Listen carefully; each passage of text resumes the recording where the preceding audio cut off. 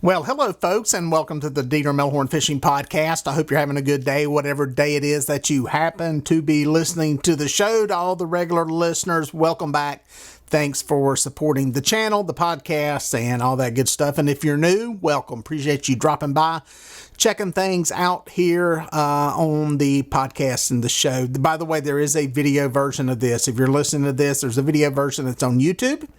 And if you're watching it on YouTube, there is an audio version, the Dieter Melhorn Fishing Podcast, that is on all the popular podcast platforms out there. So you can get your fix either way. Hey, today we've got a good guest we're going to get to in a second. Steve Douglas. He's the OG. He's the godfather of the catfish world.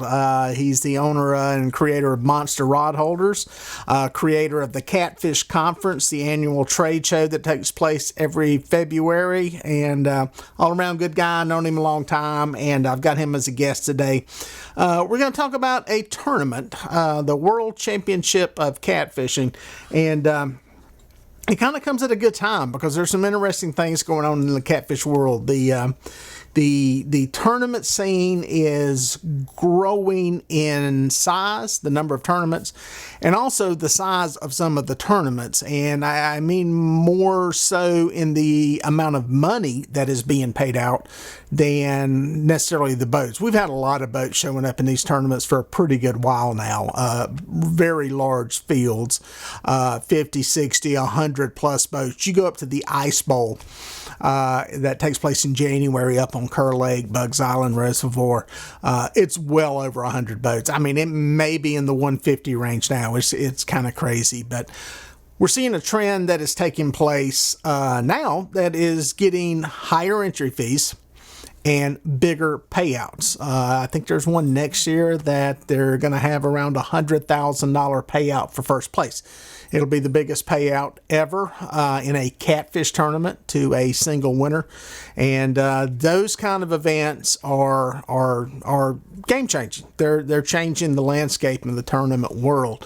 Whether that's good or that's bad is an argument that we can go into more depth another day, but it's definitely changing things, and it'll be a good barometer to see really what the temperament is, how many people are going to be willing to get on board with it, and how sustainable it is. Is the industry at that point now as to where that's at? But this tournament that Steve and I are going to talk about is a little different. It's an old one. It's been around 80 some years. I think 82 years. This will be the 82nd year that it's taken place. It's old school in a lot of ways.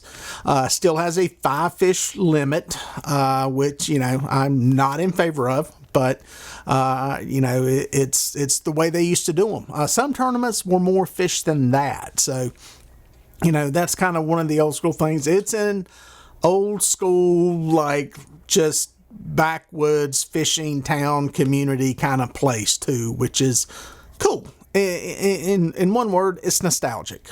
There's some nostalgia there into the way things used to be. It's not going to be a big show. There's not going to be a big stage. I doubt it will even be live streamed anywhere to where you can see it. But for those that are looking for the way things used to be, the way tournaments were done, and an attachment to something that is, I don't know, kind of, part of the legacy of fishing for catfish and catfish tournaments, this is it. And Steve's trying to rekindle it. The guy who was running it for a while there in recent years, he passed away. It's been handed down, and they're trying to get a little more traction for it. Some of the bigger payout tournaments now do a lot better job with getting the publicity and the hoopla and everything around tournaments, and this one needs that. And part of the reason I want to talk about it, part of it is just a little bit of the backstory on the tournament and, what it's about. And to let you guys know about it, it is in Tennessee, kind of between Nashville and Memphis, kind of a little bit southwest there of Nashville, on the Tennessee River. It's going to be great fishing. If you're anywhere in that part of the country and want to fish for catfish, that's some good waters to be fishing, really as good as it gets. And it's a good time of the year. It's going to be late September. I believe it's September 23rd. But we'll go into all those details with my guest, Steve Douglas. Dang, this is the first time I've had you on a podcast, and I've talked to you on other podcasts. I've done a sit down with you at the Catfish Conference, Right. but I think this is the first time I've done a remote with you, which is kind of a shame. So Yeah. we should do that more often. But Sure. tell me what you know about this 82nd annual World Championship of Catfishing. This thing I know has been around forever and a day. I want to say 80 some years at this point. 80, Tell me 82 what you years. know about it.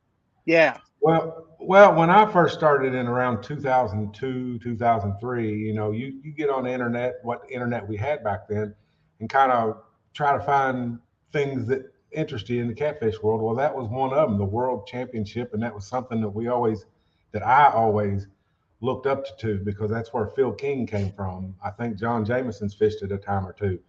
A lot of the bigger names that are kind of, I hate to say, retiring, so to say, because we're getting older. It was just something that I could look up to. Man, I want to be there. I want to do that sometime. So that's kind of where it started with me. But it's more nowadays. It's kind of fallen off a little bit. The guy that was running it, Ken Freeman, of course, you probably know him. A lot of other folks probably remember him from the Bass Pro days back in the day. So um, when he had it, it was kind of a big to do, but it's kind of went downhill since he's died. So now I'm trying to grab a hold of it and help JR Sweat kind of revitalize it. And I think it's something that can really be cool for everybody again. And like I say, it's not, the name is kind of deceiving, the World Championship. And we may get it to that point someday, but right now it's more of a, it's everything. It's the Phil Kings are going to be there. Hopefully the Jeff Dodds are going to be there. I know several people coming from Iowa.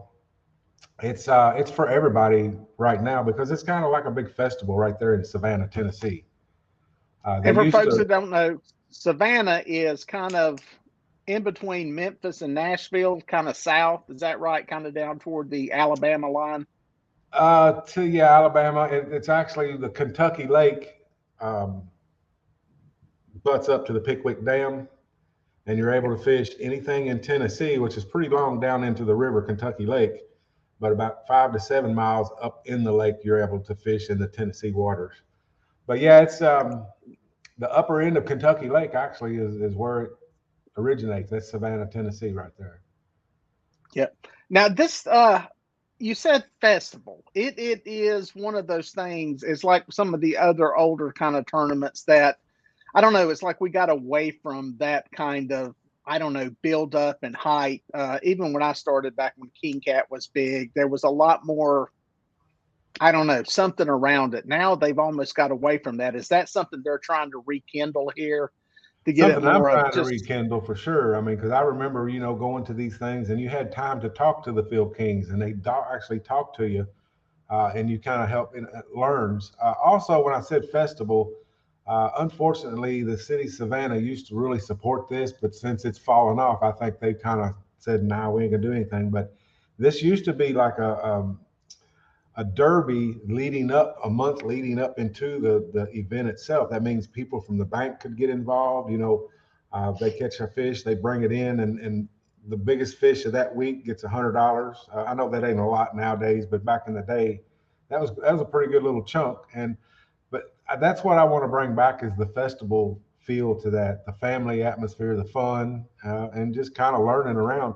But the tournament's for everybody. It's until I can make it an original world championship with, you know, and I don't even know if it needs to get to that point. But you never know what's going to happen. But I just really like to preserve what has been there for so many years and not let it just kind of go to the wayside. A lot of people work hard yeah, over the years to kind of get it where it's at.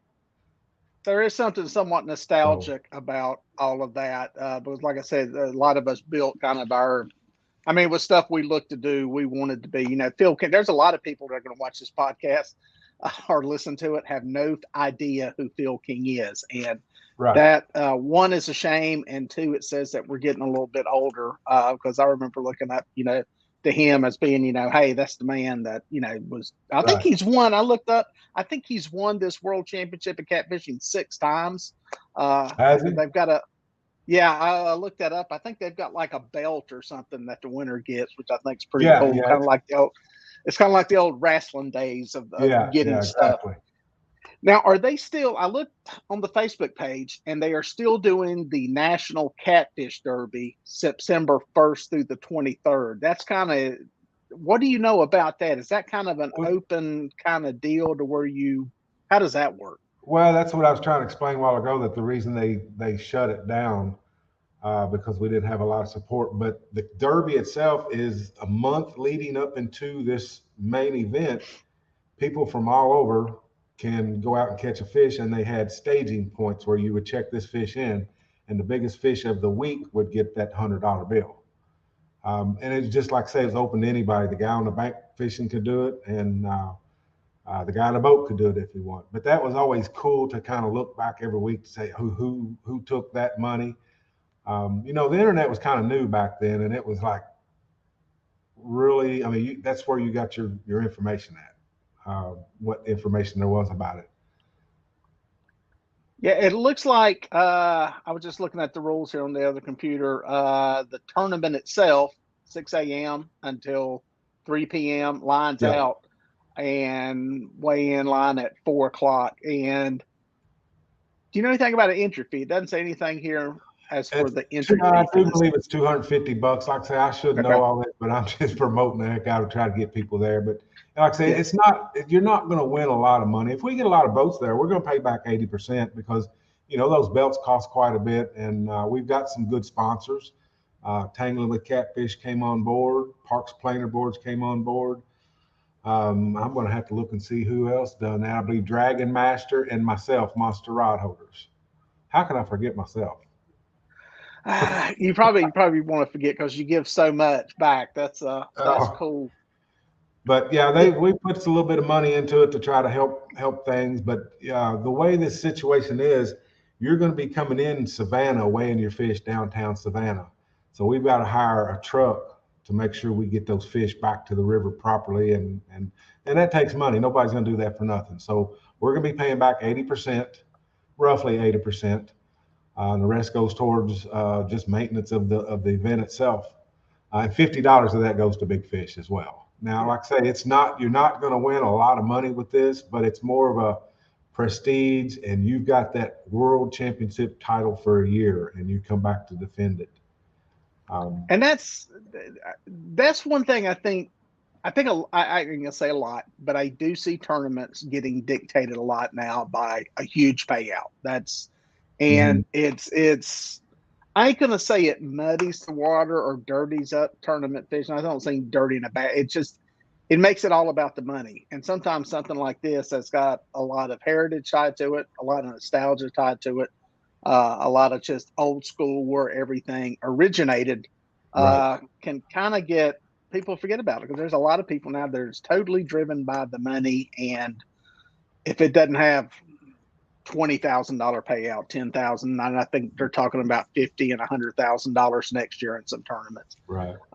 So that's what's it going to be like the week leading up to this? Are you allowed to pre-fish? Do you know what Yeah, any you're of the allowed to hours? pre-fish. You're allowed to pre-fish all you want. Come on up, and it's just like say I'm going to be there a few days early pre-fishing myself. The hotel accommodations, I think I've posted that. I can probably look that up and get that again. But there's not a lot. Savannah's a little river town, and when the sun goes down, they close. So make sure you get your gas and your food and everything. Now I've kind of talked to the city to see if Huddle House was closed at 5 o'clock in the morning last year. I want to go get me a biscuit and gravy before the tournament. Wow. So, but like I say, it's an old river town and it's an old sleepy river town, but it is actually dubbed the catfish capital of the world. They dubbed that 80 years ago. So, I'm going to say they own that. Is there anybody? I tried to look up some type of records as far as the catches, who won it. Is there anybody that is like the keeper of any of this stuff? Because it would be interesting to see what was winning that tournament 30, 40, 50, 60 years ago compared to, I think Phil King had I saw the number somewhere, 148 pounds or something in 5, and it's a 5-fish tournament too. And unless that has changed, that was one of the things I've seen. It was a 5-fish weigh-in. So Yeah. I'd be Early in the 2000s, though, it was 7 fish, I believe. Oh wow. When we first started this, it was a 7 fish deal. Well, I'm going to scold you that you need to reduce the number of fish in the weigh-in, and I know it's old school way of doing things, but I'm going to scold you about having too many fish at the weigh-in. Makes it a lot, especially because from what I've read, there is a 34-inch rule there or something. Yes, that's going to come into play. Tennessee law. You got 2 people on the boat. Even though you got 2 people, 3 people, we can fish with 3 people, but you don't have 2 overs. Okay. Okay. And it looks like, pretty decent fish. This year that Phil King won it, what was it, 2021? There were some 41-pound fish caught. I think they had big fish right at 60 pounds. So, yeah. Pickwick's known for having some good fish, and it's also known for Phil King knowing that lake really, really good. But there's some good fish in there. But you can only fish it. I think the rules I read, it has to be inside, is it Hardin Tennessee County? Borders. Yeah, Hardin County. Hardin County. Yeah, up in the lake, there's an island about 5 or 6 miles up, and you can go to the far tip of that island and no more. That's kind of the cutting point. That's where I fished at last year. Me and Paula and Peel and Drag, I think, fished at. I can't remember if we come in 4th or 6th or something like that. But like I say, it's just a laid-back, fun tournament. You get to talk to people at the hotel. A lot of times in these big-time tournaments, like I just fished Vicksburg not long ago for that $50,000. People are going nuts in these tournaments. They're getting gas, and I'm one of them, but they're getting gas like 60 gallons extra and driving 130 miles one way to catch fish. Me and Mike Mitchell fished it and run 90 miles upriver one way. And unfortunately, even though we got gas up there, we still run out of gas 4 miles from the ramp. So it's a different ball game. Back when I started, everybody collected a ramp and you get to talk all morning, and then everybody just took off kind of nonchalantly, and you come back and it was just a kind of a fun thing. But you're right, the money getting into it big like that, it makes things get serious. And the catfish industry is going to need growth like that, but this particular event is not there yet, and we need it to be more family oriented and festival type. Come celebrate catfishing and what it's about. Yeah. How will the fishing? How's the river side of it as far as the fishing goes? Are there a lot? I know a lot of people just gravitate toward Pickwick historically because it's good fishing usually. But how's the river side of the dam up there for fishing? It's pretty good. They fluctuate the water quite often. But yeah, it's pretty good. You got about maybe 20, 30 miles you can run in Hardin County down Kentucky Lake. And the fish is good. It's got a lot of bends and big rock walls and deep water. People want to like to suspend or drag. It's a perfect spot for that. It's going to be a good time of year. Fish are going to be biting, and it's going to be fun. Well, for new people, somebody that's never been there, have they got a snowball's chance of doing any good here? Is there enough variety for different types of people fishing? What's your advice to somebody who's never fished this? Well, surely if you never fished this, that's fine. But if you've never fished a tournament at all, it might be in trouble. But if you just know the Tennessee River and you get in that channel or on that channel ledge and you know how to drag some baits or suspend some baits, you're going to catch some fish. That's kind of where they're camped at right now, is on them ledges out on the channel this time of year. And on the river itself, a lot of people will go up on the river and bump right below it in the current. I think Phil King has done that a few times. That might where his 60-pounder came from. What's your prediction on the winning weight? Make a call. What's big fish? What is big fish? And what's going to be the winning weight on it? I'd say big fish is going to be in the 60-pound range, and all right. 125. Okay, 125. Yeah. Cool. I'm writing this down, so we'll revisit this and see how that. If somebody wants to fish this, what do they need to do? They want more information. Website, Facebook, phone call? What's the best way for them to get more information about this? Well, they can call me 502-510-0275. JR is he's back and forth into the doctors right now. So I talked to him tonight. I said, hey, we need a captain's meeting place. He's going to find that tonight and go tomorrow. Bear in mind, guys, we're just a couple old dudes with bad hearts trying to bring something back to life, if that makes sense. But we're trying the best we can. But just call me. I'm going to be on top of everything, and I'll let you know when it is. But $250 to fish it, I do believe. I'm pretty positive on that, and we'll get that. But like I say, we'll know where the captain's meeting will be at tomorrow. But if you have any questions, give me a call. Email me, catfishinginfo@gmail.com. I'm here to be answering questions, and I'd love to see everybody there. I did talk to a guy from Iowa that's driving down. Oh, cool. Yeah. For the event. So very cool. Very cool. And I'll put a link to the Facebook page also down in the description on the audio podcast and on the YouTube version of it. And it's got the link to Facebook and all the information there too. So you'll have enough phone numbers to contact a whole bunch of people and get you in touch with all that. It's a cool little town, no doubt. I mean, if you watch my video, I mean, one thing I really enjoyed about it was that catfish house that's on the river itself. It's just a little busy restaurant out in the middle of nowhere, but it's kind of cool to go watch the river and eat some catfish. They got them little fiddlers that they fry whole, cut the head off and gut them and fry whole. And okay.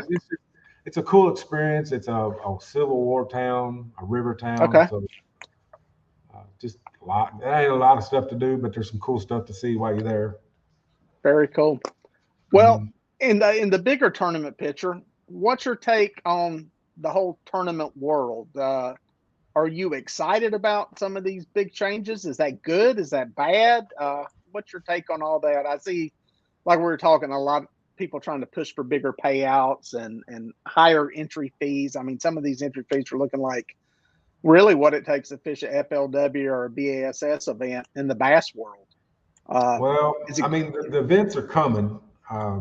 George Young Jr. puts on a good event, and he put on a big show, even though I didn't get to see that show because we run out of gas. He put on a really good indoor show, and it reminded me of the Bassmasters type thing. And I think we're needed. That is needed. But we also need big sponsors to come in, and that's not happening at this point. I mean, the sponsors we have are guys like me that's kind of been building the industry for years. I ain't got a lot of money, but I do what I can to kind of help. But I mean, the big boys like Rance and Hummingbird and like that, they're not ready to play. But that again, I don't know that we've got the people. I don't want to say we got the fishermen. We got good fishermen out there, but we don't have any personalities out there. We don't have no Gerald Swindles. You know what I mean? Somebody that can get up on stage and get people psyched about catfishing, like Gerald can get people psyched about bass fishing. That's something that the industry needs pretty bad. The industry's full of fishermen and good fishermen, but they don't have that presence, to kind of take it to the next level. And I'd love to be able to find a couple guys to help with that for sure. And I'm not the guy. Yeah. I'm not the guy either. Right. No, but you bring up a good point because I've asked people about that on guide trips when I've got, people, most of the people that go on guide trips with me, they're not tournament fishing. They're not trophy fishing. They're just people that are casually attached to the fishing world, know me through my channel. So I always ask them, it's like, name me 3 catfish tournament fishermen. And usually I get a blank stare from them. They can't even think of one. And, can't even think of Phil King, somebody like that. I know Phil's not as big as he used to be, but, some of these names. And you're right. I think it needs some type of identity like that. Somebody that, a Tom Brady or whatever that people can look to and aspire to be and that kind of thing to kind of get. What do you think it would take to bring in the non-endemic sponsors, the I don't know, the Buc-ee's, gas station or the, Chevron or somebody like that? Is that ever going to happen to where we get those kind of people on board sponsoring these events? I mean, it's going to happen eventually, but I don't know until we get some people that can really make some things happen as far as in the fishing world, and like I say, get people hyped up about it. Best I can do is bring a bunch of people together at the Catfish Conference, but I'm not that guy that can get up on stage in front of a crowd and that's what we really need. But there's a lot of catfishermen like me that don't like to I can get in front of a camera and talk and do some stuff, but getting in front of the crowd, I'm like a deer in the headlights. And I know a lot of other folks like that just don't want to, from me trying to schedule seminar speakers over the years, I've kind of learned what type of person it takes to do that. And it's an outgoing person that loves to talk like Dieter Melhorn. Well, listen, trust me, I've had a hard time getting people on the podcast. There are people that I've mentioned it to. I want to get to in a second while I've got you hostage here, and they have disappeared at the Catfish Conference. I can't find them. They do not want to, get in front of a camera or whatever, and stuff can be intimidating. Much less getting in front of people. I can talk into a camera all day long. Nobody's there. I don't know what I would do if I was in front of a group of people. But speaking of that, seminars, Catfish Conference, I missed it this year. I apologize, but it looks like things are off and rolling at a good pace from what I've seen. With it sounds like you got a bunch of people signing up for it for 2024. As far as vendors, yeah, we've got several vendors and a bunch of new vendors coming in I've never heard of before. But that's the growth, and we like the growth. But again, it's a lot of people like me that have their own businesses that are doing it for a passion, more or less. People trying to make money. Don't get me wrong, but what I do in the Catfish Conference has always been from passion, not a money-making thing. I mean, we're going on our 9th year, and I'm still putting money into the Catfish Conference. It's just the passion that I love to bring people together, and networking is the reason why we do it. Just gathering people around.